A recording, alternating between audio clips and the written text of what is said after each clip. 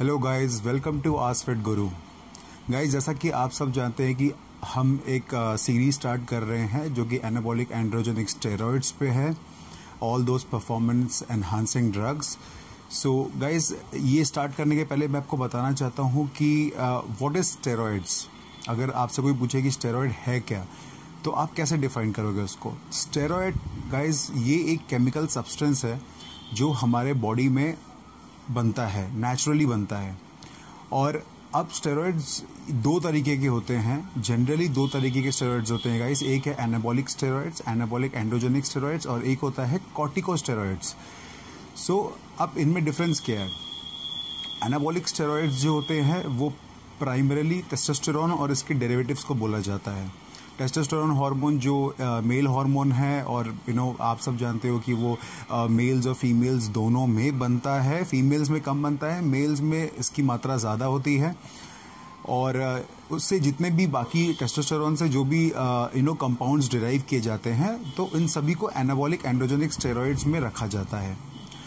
दूसरा है corticosteroids. Now what are corticosteroids? Corticosteroids are nothing but ये जो एड्रिनल कॉर्टेक्स एरिया होता है वर्टिब्रेट्स के, तो वहाँ से ही रिलीज होता है। वर्टिब्रेट्स मतलब इंसान जिनके भी बैकबोन होते हैं, तो जैसे हम इंसान भी वर्टिब्रेट्स की कैटेगरी में आए, तो वर्टिब्रेट्स के एड्रिनल कॉर्टेक्स, ये एक एरिया है एड्रिनल ग्लैंड के पास, वहाँ से रिलीज होता है ये जो स्टेरॉइड्स होते हैं कॉर्टिकोस्टेरॉइड्स। ये बेसिकली आपके इन्फ्लामेशन को रिड्यूस करने के लिए बहुत हेल्पफुल होते हैं। तो जैसे कि इनमें मोस्टली प्रेडनिसोन और डेक्सोना, आपने इनके बारे में सुना ही होगा डेफिनेटली। तो ये दोनों कॉर्टिकोस्टेरॉइड्स में यूज़ किए जाते हैं।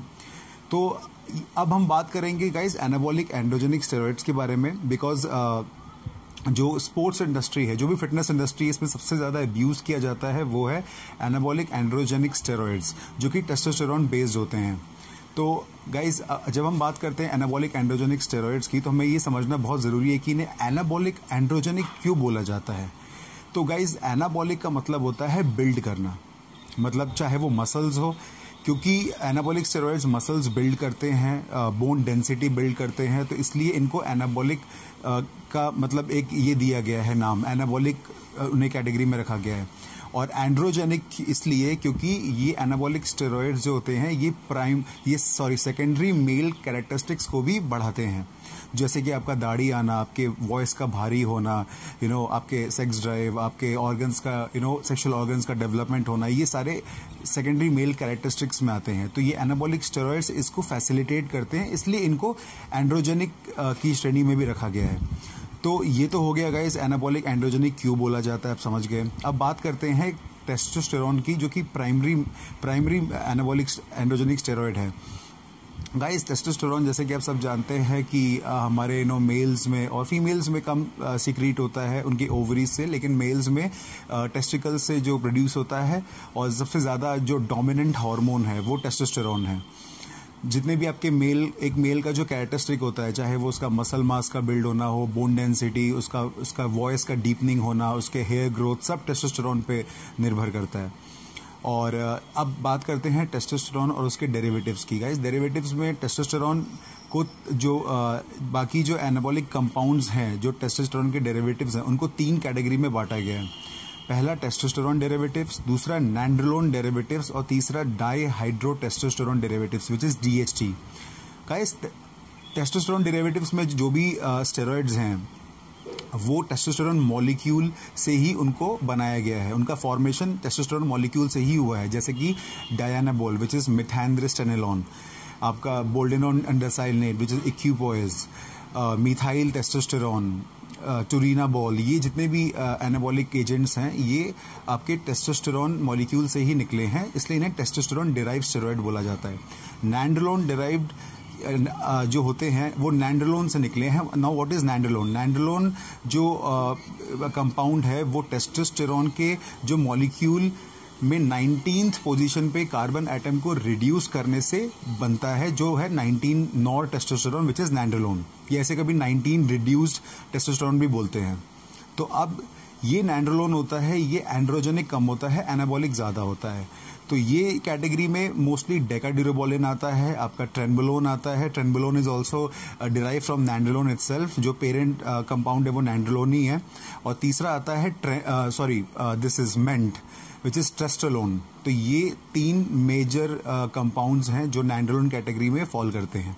तीसरा आता है डाईहाइड्रोटेस्टोस्टेरोन। नाउ डाईहाइड्रोटेस्टोस्टेरोन, जैसा कि आपको नाम से पता चल रहा है, ये टेस्टोस्टेरोन से ही निकला है। टेस्टोस्टेरोन जब आपके बॉडी में फॉर्म होता है, ये 2 भाग में मेटाबोलाइज होता है।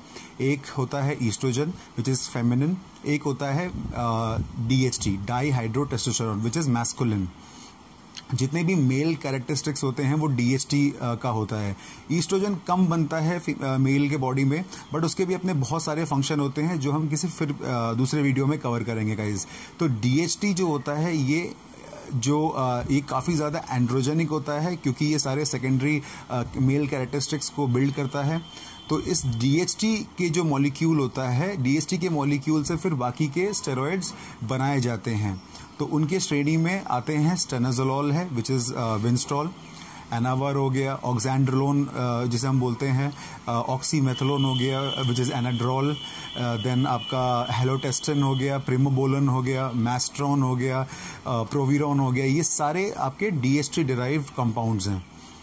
तो गाइज आई होप आपको ये समझ आ रहा होगा।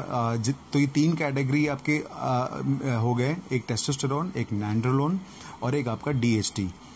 तो यही है गाइज जो भी स्टेरॉइड्स का ये है। और सारे जितने भी स्टेरॉइड्स हैं, जितने भी कंपाउंड्स हैं, इनके अपने खुद के एनाबॉलिक और एंड्रोजेनिक रेटिंग्स होते हैं।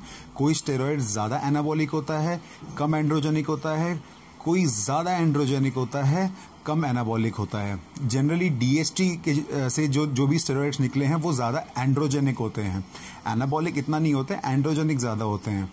तो उनको mostly at the time of cutting, when you go for cutting cycles and all, in that वो यूज़ किया जाता है। तो गाइज आई होप आपको ये एक छोटा सा मैंने वीडियो बनाया था ये बताने के लिए कि स्टेरॉइड्स पहले क्या होता है, और एनाबॉलिक एंड्रोजेनिक स्टेरॉइड्स को थोड़ा सा डिफाइन किया था मैंने। आई होप आपको ये समझ में आया होगा। अगर आपको वीडियो पसंद आया हो तो गाइज लाइक करिए, शेयर करना बिल्कुल मत भूलिएगा गाइज, क्योंकि ये वीडियो बाकी बहुत सारे लोग को हेल्प कर सकता है। उनको नॉलेज पाने में आसानी होगी। And that's it. Subscribe the channel and आप हेल्प करिए ताकि मैं और वीडियो बनाऊं, मुझे मोटिवेशन मिले। Thank you. चीयर्स।